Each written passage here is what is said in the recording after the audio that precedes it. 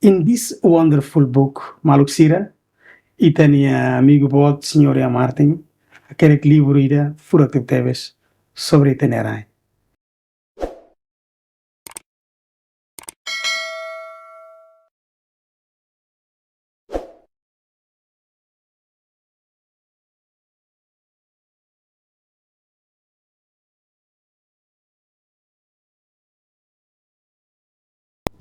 Boa tarde, Reino Unido.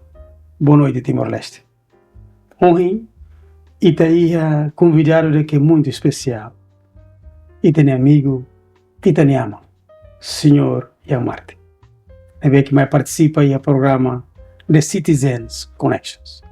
A tu colher sobre a história e sobre a contribuição vai ter e Senhor Ian Martin é mais que importante temas. Vai ter jornada para a restauração da independência. Welcome to this humble embassy of a country that you helped founding it. So thank you very much again for being here. My pleasure. Mr. Ian Martin, you are an international technocrat, bureaucrat, human rights activist, UN top officials. But the Timorese people are curious. Where did you grow up? And how did you come so far in your professional career? I grew up just 20 miles out of London, went to school there, went to university at Cambridge, had a year at university in the States too, at Harvard.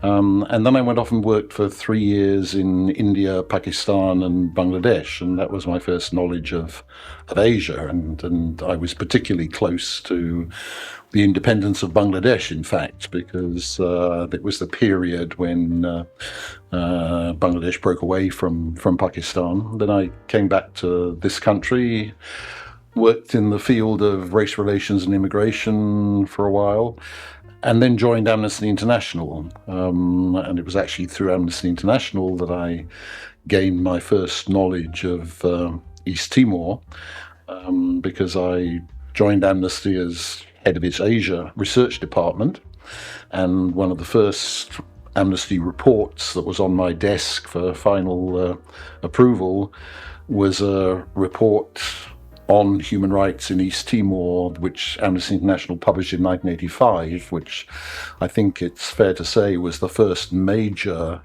analysis of the desperate human rights situation in the territory since the occupation, really for the first decade of the occupation. And then I became Secretary General of Amnesty International, and I used to go to the United Nations in New York a couple of times a year. And I remember for the first time meeting now President Ramos Horta, when he was a tireless advocate for East Timor. We met in the Delegates Lounge in New York at a time when, to be honest, almost none of the diplomats there in New York gave any prospect of East Timor actually becoming an independent country. Basically, it was during the hard time. It was indeed, and I think when we tell the story of East Timor, Timor-Leste, we should remember the role not only of key governments like Portugal and Australia and others, but also the role of NGOs, of civil society. As far as Amnesty was concerned, we used to make annual statements in the Decolonization Committee to draw attention to the human rights situation. We took up the cases, for example, of students who were arrested and imprisoned in Jakarta, Timorese students, and adopted them as prisoners of conscience. And of course, when the Santa Cruz massacre happened, we were very much part of drawing further attention to the human rights situation in the United Nations Commission on Human Rights. So I had no idea at that time that I would end up playing a role for the United Nations, of course, in relation to East Timor. My first contacts were as a human rights activist. Mr. Ian Martin, how did you get the job? I'd already done 2 jobs for the United Nations, which came about because some people in the UN had come to know me because of Amnesty International's contacts with the UN, and that had resulted in my going to work in a UN human rights mission on the ground in Haiti and then in Rwanda after the genocide. And one of the people who I knew best was the late Francesc Vendrell, who had the lead responsibility for East Timor in the Secretariat. He was working with Ambassador Jamshid Marker, whom Secretary General Kofi Annan appointed as personal envoy on East Timor. And so it was certainly Francesc who suggested inside the UN that they might look to me to head what became UNAMET. Mr. Yamarti, what would you have done differently, if there is any? In terms of doing differently, Secretary General Kofi Annan was asked after the violence that followed the ballot, would the UN have gone ahead? And he said, well, if we'd foreseen the violence, perhaps we couldn't have done. But on the other hand, if that had not happened, would the opportunity have arisen again? And that's where the wisdom, I think, particularly of Xanana Gusmão in determining that we should press ahead despite the fact that the security conditions didn't exist. Of course, at the time of the negotiation of the 5th of May agreements, there were many people who said, because of the violence that was already going on, this should only be done with a blue helmet United Nations peacekeeping force there during the referendum. But that was never a possibility because I don't think President Habibie could have agreed to that and survived in the politics of Indonesia. So we always knew that the security provisions of the agreement were not adequate, and even what was agreed regarding the neutrality of the Indonesian army and police, the fact that it would only be the police, not the army, that would be active. I mean, those elements of the agreement were never really observed. But if one had waited for a perfect agreement, the opportunity might never have come. Being the 5th guest in the program, I should ask you about the 5th of May agreement. I know that you are just in Lisbon talking about it. In this wonderful book, Maluxira, e tenho amigo bot, Sr. Martin, aquele livro ida, fura que teves sobre itinerário. Sr. Martin traduz na teto, e tenho presidente da República Rasik garante que taxi ajuda a distribuição por menos 500 exemplares, né? E itinerário para que te rotubelele. You mentioned in your book, this wonderful book, very well crafted and well written. What do you think of the 5th of May agreement? I mean, it was a great achievement. It was a great achievement on the part of the United Nations, which helped facilitate it, and on the part of Portugal, which insisted on the agreement, particularly on the fact that it provided for a one-person, one-vote ballot. And it provided for that to be carried out by the United Nations itself, not by Indonesian election authorities. The big weakness of the agreement was, of course, the security provisions, and the UN pushed very hard to get the maximum commitments it could on the part of Indonesia. As I said, to the neutrality of the Indonesian army and the police. There was also a requirement that East Timorese government officials in the Indonesian administration, they could campaign in a personal capacity, but they were not to use public funds or the resources of the administration. Those elements were never respected, and in fact, there was clearly a very strong campaign to try to coerce people, frankly, to vote for the autonomy option rather than for independence, and that had the active support of the Indonesian security forces in East Timor and of the East Timor administration. What about your first meeting with our Falintil? Could you describe to our Timorese people? I think many people would like to know that. Well, before we get to my own first meeting, I should Yes, say go ahead. we had a small military liaison team who dealt with the Indonesian military, but also, of course, they were the appropriate people to relate to Falintil as a military force. And the very first meeting between our mission and Falintil were through our military liaison officers. We had a Bangladeshi general who was the head of the team, and he was the first to go to Waimori when Falintil had consolidated into its cantonments. But then indeed I went to Waimori and met General TMR. General TMR, yes. It was a very positive meeting because, there were, obviously, the whole independent side wanted the referendum to take place. The UN had sought in the security arrangements was that both Falintil and the TNI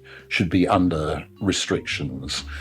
The TNI would never agree to that because the perspective they tried to maintain was that they were there because of a fight between different factions of Timorese. So they saw Falintil being the equivalent of the pro-Indonesian militia, and the TNI, they claimed, were trying to maintain security between them. So the TNI would never accept restrictions on themselves.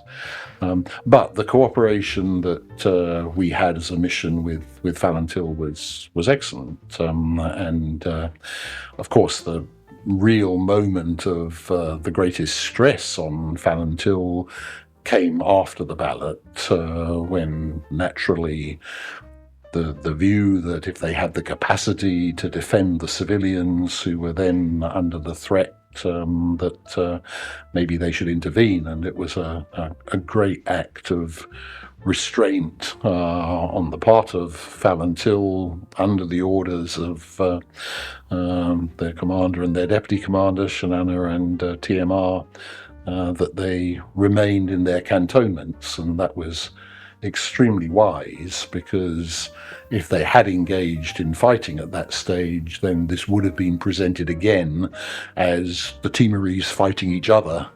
After this first chapter of conversations, which is I'm going to go to the last point, there is the crisis after the ballot.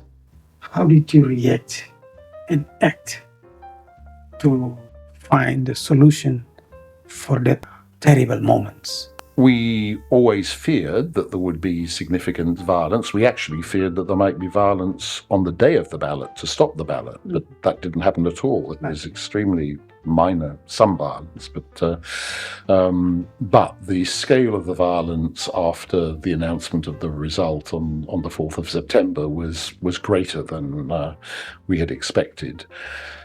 My major preoccupations as head of the mission had to be first for the safety of our personnel, because some of our Timorese staff were murdered. Our offices around the country, our personnel were driven out in very dangerous circumstances in some cases.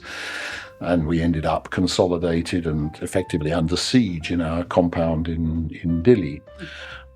Now, it was clear that UNAMET, a completely unarmed, essentially electoral mission, was not a mission that couldn't protect ourselves, let alone protect Timorese civilians, although we ended up with 1,500, 2,000 IDPs taking refuge in our compound.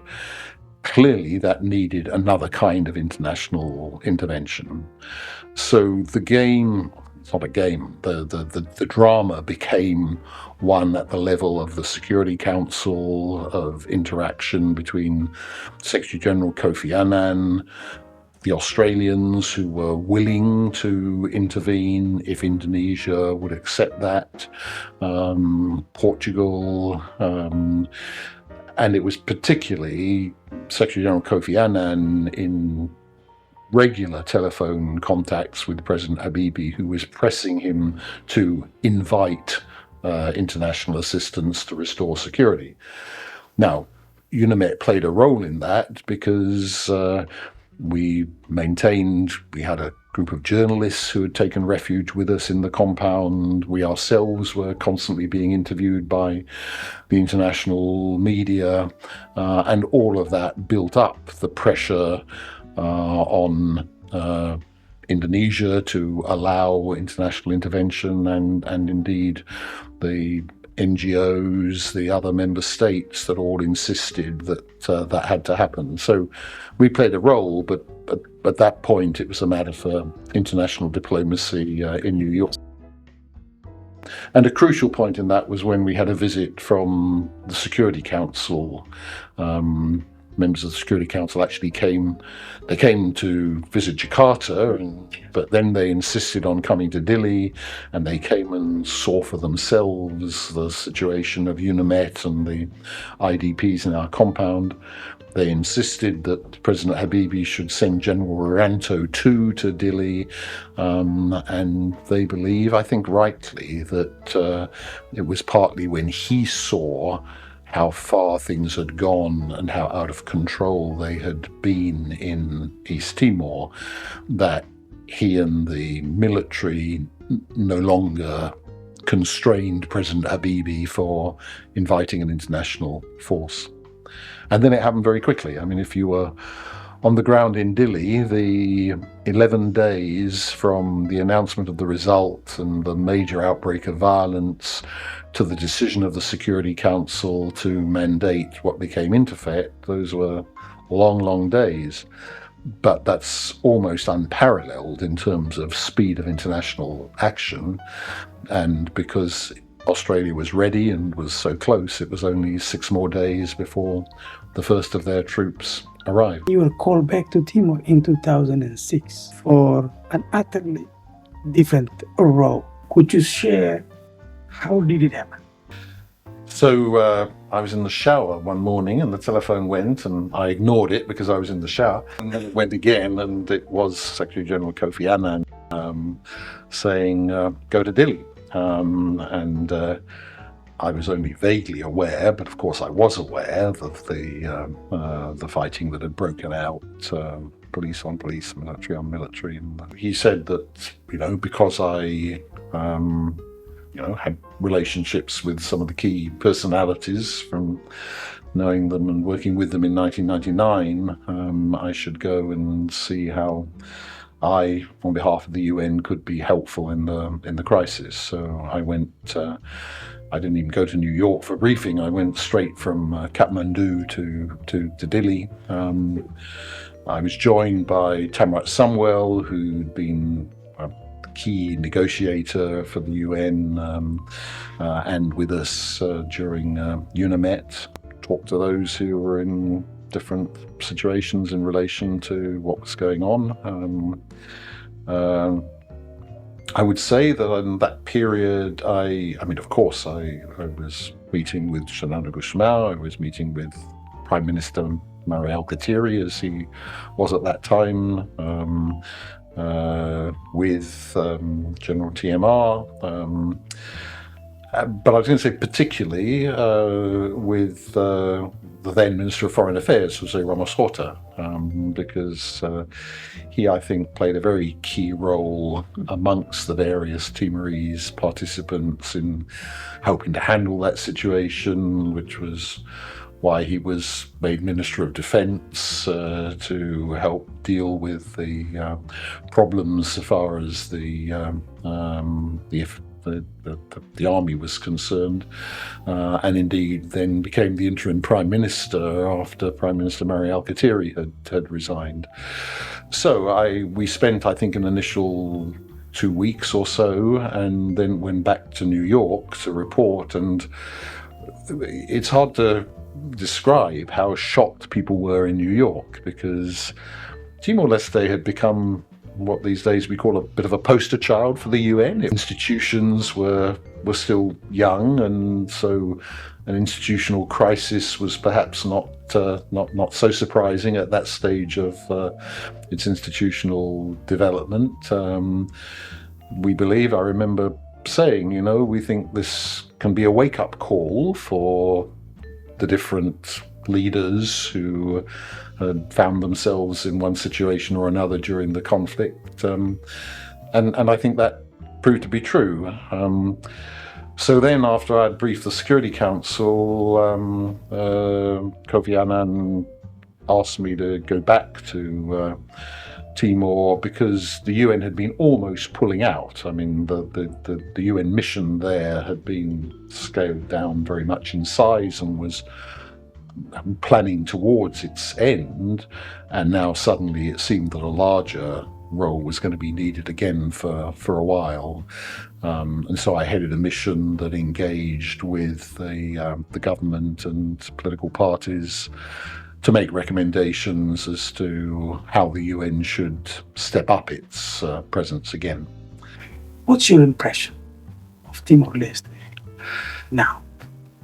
Timor-Leste is quite often referred to in the media now as the most democratic country in Southeast Asia, and I think it deserves that because despite the history of violence, now the electoral cycle is carried out peacefully, democratically, fairly. I mean, the kind of occasional criticisms that are made of the electoral process in Timor are frankly trivial compared to what one can say about elections in so many countries. Not that things can always be improved, but the quality of elections is excellent and no longer with the kind of major United Nations role that there was in the early elections. We even help organizing elections in Guinea-Bissau. Indeed. Yeah. The results are respected. Power changes hands. One person replaces another as president or prime minister. Of course, there are differences amongst the political leaders, as we very well know, but there has been no resurgence of violence with political causes like those of 2006. So that's a huge asset. I genuinely believe that Timor-Leste has been extremely fortunate in its leaders. For a small country, a small population, it's had leaders of great ability and stature. So there's a transition ahead in terms of, I mean, although of course there are very able younger people in ministerial and political party positions, but there's always a major question in any country as to when the first generation of liberation leadership moves on as to how that leadership is continued. And of course, the major economic questions, Timor-Leste having got at least a part of what it is entitled to from the Timor Sea after long, difficult negotiations, has had a very healthy oil fund. But firstly, the question is, how is that going to be replenished? And the other issue, of course, is it's great to have a big check turn up from the Timor Sea, but it doesn't put many people to work. And with a rapidly growing young population, the question as to how employment is generated, and of course how education, health, the other public services for a growing population are provided. So I don't think one should assume that the future is easy, but given that we are only 25 years and how young the country is, I still think that I've had the privilege of being part of a very considerable success. Mr. Martin, with all respect, I would like you to convey a brief message to our compatriots, Timorese, who are living in the United Kingdom. I'm delighted there is now such a sizable Timorese community here in the UK. I hope that the understanding in the younger generation in that community of where Timor-Leste has come from, including the role the United Nations played, will be kept alive in that community, and that you'll continue to contribute to the same spirit of democracy in Timor-Leste that the United Nations has tried to help foster. Mr. Martin, it has been a great pleasure to have you on the program.